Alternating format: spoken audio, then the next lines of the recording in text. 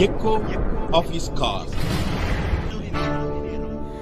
நமது ஆண்டவரும் இரட்சகருமாகிய இயேசு கிறிஸ்து நாமத்தில் உங்களை அன்புடன் வாழ்த்துகிறேன். మన ప్రభు రక్షకుడైన యేసుక్రీస్తు నామం నందున మిమ్మల్ని అందరినీ అభినందిస్తున్నాను. மறுபடியும் நாம் சந்திப்பதற்கு அவர் கொடுத்த வாய்ப்புக்காக நாம் அவருக்கு நன்றி செலுத்த கடமைப்பட்டிருக்கிறோம். మళ్ళీ మనందరినీ ఒకరినొకరు కలిసేదానికి మనకి ఇచ్చిన ఈ తరుణాన్ని బట్టి ఆయనకి స్తుతులు వందనాలు. மத்தேயு எழுதின சுவிசேஷம் 15ஆம் அதிகாரம் 28ஆம் வசனத்திலே ஒரு பகுதியை இப்படி நாம் படிக்கிறோம். మత్తయి సువార్త 15వ అధికారంలో 28వ వచనంలో ఇలా రాయబడి ఉన్నది. உன் விசுவாசம் பெரியது, உன் விசுவாசத்தின்படியே ஆக கடவது. నీ విశ్వాసము గొప్పది, నీవు కోరినట్టే నీకు అవునుగాక అని ఆమెతో సెలవిచ్చను అని రాయబడి. ஆண்டவராகிய இயேசு கிறிஸ்து உலகத்திலே ஊழியம் செய்த காலத்திலே ஒரு ஸ்திரீ ஆனவள் அவரை சந்திக்கிறாள்.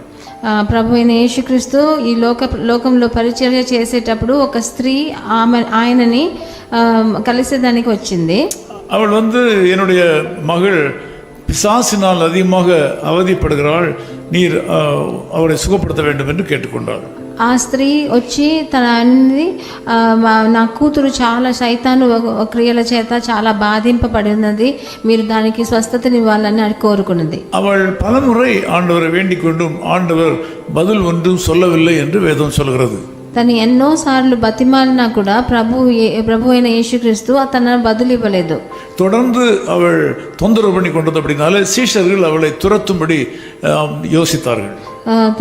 ఆయన వదలకుండా ఆయన వెంట పడినప్పుడు అక్కడ తనకున్న శిష్యులు ఏం చేశారంటే తనని తరిమేయాలని చూశారు. அவள் ஆண்டவரை பார்த்து, இந்த ஸ்திரீ மிகவும் தொந்தரவு செய்து கொண்டிருக்கிறாள், நீரும் ஒன்றும் சொல்லவில்லை, ஒன்றும் செய்யவில்லை என்று சொன்னார்கள். శిష్యులు చెప్పారు, ఆ స్త్రీ చాలా మిమ్మల్ని అలసట చేస్తుంది, కానీ మీరు ఏమి జవాబు ఇవ్వట్లేదు అని ప్రభు దగ్గర చెప్పారు. இந்த சூழ்நிலையிலே ஆண்டவராகிய இயேசு கிறிஸ்து தம்முடைய வாயை திறந்து பேச ஆரம்பித்தார். అలాంటి పరిస్థితుల్లో ప్రభు అయిన యేసుక్రీస్తు తన నోరు విప్పి మాట్లాడడం మొదలు పెట్టాడు. அவள் அந்த ஸ்திரீயை பார்த்து சொன்னாள், நான் காணாமல் போன என்னுடைய சொந்த ஜனத்தை தேடும்படியாகத்தான் வந்திருக்கிறேன், உங்களை தேடி வரவில்லை என்று சொன்னார். అప్పుడు ప్రభు చెప్పాడు, నేను మా జనుల కోసం వచ్చాను, మీ కోసం రాలేదు అని ఆయన చెప్తున్నాడు. அவர் எந்த అర్థத்திலே சொன்னார் என்பது சரியாக புரியவில்லை. ఆయన ఏ అర్థంతో చెప్పాడని మనకి సరిగ్గా అర్థం కావట్లేదు.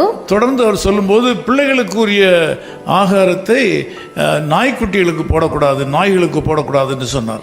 సొంత పిల్లల కోసం ఉన్న ఆహారాన్ని కుక్క పిల్లలకి వేయకూడదని ఆయన మళ్ళీ చెప్తున్నాడు. ஆனால் அந்த ஸ்திரீயானவளும் ஆண்டவரை விடாதபடி, ஆண்டவரே நீர் சொல்வது சரிதான், பிள்ளைகளுடைய ஆகாரத்தை மேஜையில் வைத்து சாப்பிடும்போது மேஜையிலிருந்து கீழே விழுகிற துணிக்கைகளை நாய்க்குட்டிகள் తినవలవా என்று சொன்னாள். అప్పుడు ఆ స్త్రీ బదులు చెప్పింది, మీరు చెప్పింది సరే, కానీ మా పిల్లలు ఒక బల్ల మీద కూర్చొని ఆహారం తీసుకునేటప్పుడు దాని నుంచి కింద పడిపోయే ఆ చిన్న తుక్కులు కూడా కుక్క పిల్లలు తింటాయి కదా అని అడిగింది. సంబంధమిல்லாத ஒரு வார்த்தை ஆண்டவராகிய இயேசு கிறிஸ்து சொன்ன போதிலும், సంబంధమై లేని వచనం ప్రభు యేసు చెప్పినా కూడా அவளுடைய விண்ணப்பத்தை ஆண்டவர் பதில் கொடுக்கிற விஷயத்தில் தாமதப்படுத்தின போதிலும், తనకు బదులివ్వకుండా చాలా ఆలస్యం చేసినా కూడా அவள் விடாப்பிடியாக ஆண்டவரை தொந்தரவு பண்ணினாள் என்று வேதம் சொல்கிறது. అయినా విడవకుండా ప్రభువుని తన వెంటనే తన వెంబడించిందని మనం చూస్తున్నాం. இதை பார்த்து ஆண்டவர் மேலும் கோபப்படாதபடிக்கு அவளிடத்தில் ஒரு வார்த்தையை சொல்கிறார். ఇంకా కోపం తెచ్చుకోకుండా ప్రభు అయిన యేసుక్రీస్తు తన దగ్గర ఒక వచనాన్ని చెప్తున్నాడు. அந்த வார்த்தை மிக உன்னதமான வார்த்தை. ఆ మాట చాలా ఉన్నతమైన మాట. உன் விசுவாசம் பெரியது என்று சொல்கிறார். నీ విశ్వాసం గొప్పది అని ఆయన సెలవిస్తున్నాడు. உன்னுடைய விசுவாசத்தின்படி ஆக்கிடுவது என்று சொல்கிறார். నీ విశ్వాసాన్ని బట్టి నీకు అవునుగాక అని. இந்த காலை வேளையில் நீங்களும் விதமாக பல காரியங்களுக்காக ஜெபம் பண்ணி கொண்டிருக்கலாம். ఈ రోజు ప్రొద్దుట వేళ మీరు కూడా ఇలాంటి ఎన్నో విషయాల గురించి ప్రార్థన చేస్తున్నారేమో. சில நேரங்களில் ஆண்டவர் உங்களிடத்தில் பேசாதவர் போல தென்படலாம். కొన్నిసార్లు ప్రభు మీ దగ్గర ఇంకా ఏమి జవాబు ఇవ్వలేదు అని మనకు అనిపించవచ్చు. ஒரு சில வேளைகளில் நீங்கள் எதிர்பாராத ஒரு வித்தியாசமான பதிலை நீங்கள் ஆண்டவரிடத்தில் பெற்றுக்கொண்டிருக்கலாம். మీరు ఎదురు చూడని ఒక వేరు విధమైన ఒక జవాబుని ప్రభు దగ్గర నుంచి మీరు పొందారేమో. காரியங்கள் எப்படி இருந்தாலும் ஆண்டவர் ஜெபத்தை கேட்கிறவர். ఎట్లా విషయం ఎలా ఉన్న పరిస్థితి ఎట్లాగున్నా ప్రభువు మన విన్నపాన్ని మన మొరని వినే దేవుడుగా ఉన్నాడు. இங்கே பார்க்கும் ஆண்டவராய் இயேசு கிறிஸ்து அவருடைய விசுவாசத்தை பார்த்து சந்தோஷப்பட்டார். ఇక్కడ చూస్తున్నాం ప్రభువుని యేసుక్రీస్తు ఆ స్త్రీ విశ్వాసాన్ని చూసి సంతోషపడ్డాడు. அது మాత్రమല്ല, அவருடைய தேவைகளை அவர் சந்தித்தார். ఆయన తనకి కావలసిన అక్కరని ఆయన తీర్చివేశాడు. வேதம் சொல்லுகிறது அவருடைய மகள் அந்நேரமே சுகமடைந்தாள். పరిశుద్ధ గ్రంథం సెలవిస్తుంది ఆ సమయమే తన కూతురు స్వస్థపడిందని. இன்றைய காலை வேளையில் உங்கள் வாழ்க்கையில ஒரு அற்புதம் நடக்கும். ఈ ప్రొద్దుట వేళ మీ జీవితంలో కూడా ఒక పెద్ద అద్భుతాన్ని మీరు ఎదురు చూడొచ్చు. ஜெபத்தில் உறுதியாய் தரித்திருங்கள். మీరు ప్రార్థనలో మీరు వెంబడించండి. உங்கள் ஆலயத்தை கனம் பண்ணுகிறதிலே முந்திக் கொள்ளுங்கள்.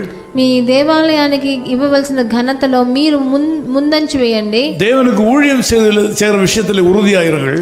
మీరు పరిచర్య చేసే కార్యాల్లో కూడా మీరు దేవునికి నిజంగా నిజాయితీగా ఉండండి. உங்களுக்கு நன்மை வராமல் இருப்பது போல தோன்றினாலும் நீங்கள் செய்யுங்கள். మీకు మంచి జరగనట్టు మనకు అనిపించినా దాన్ని వెంబడించడం వదలకండి. ஆண்டவர் உங்களுடைய ஜெபங்களுக்கு வித்தியாசமான ஒரு பதிலை கொடுப்பது போல தோன்றினாலும் உங்கள் கடமைகளை செய்யுங்கள்.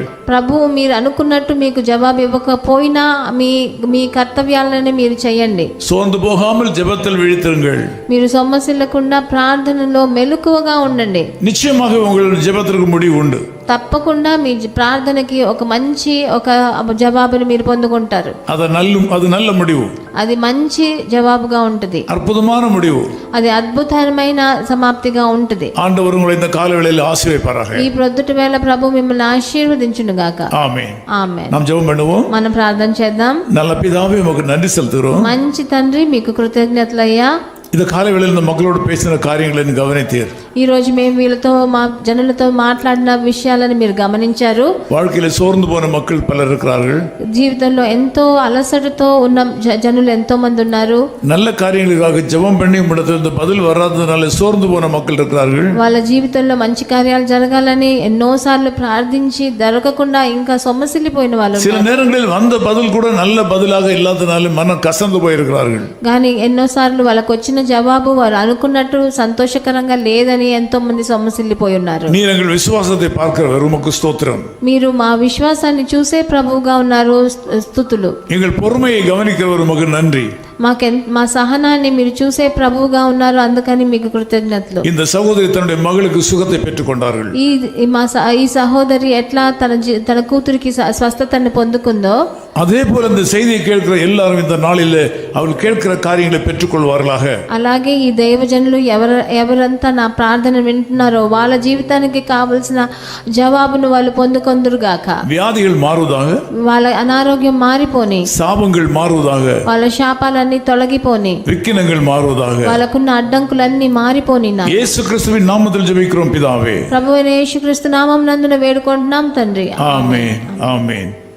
காலையில் பனி போல் மாயமாய் உலகம் வாயமாய் நீங்கிவிடும். காலையில் பனி போல் மாயமாய் உலகம் வாயமாய் நீங்கிவிடும். என்றும் கர்த்தரின் பாதம் நிச்சயம் நம்பு கருத்தாய் நீ மனமே. தேனினை மயிலும் இயேசுவின் நாமம் திவ்ய மதுரமாமே. அதை தேடியே நாடி ஓடியே வருவீர் திருச்சபையானோரே.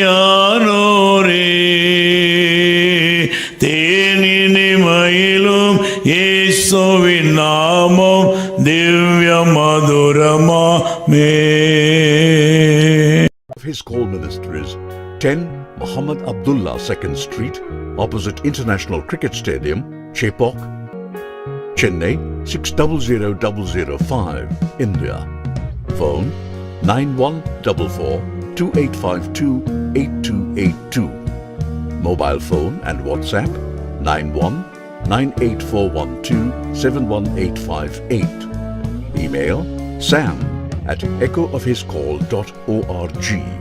Website www.echoofhiscall.org.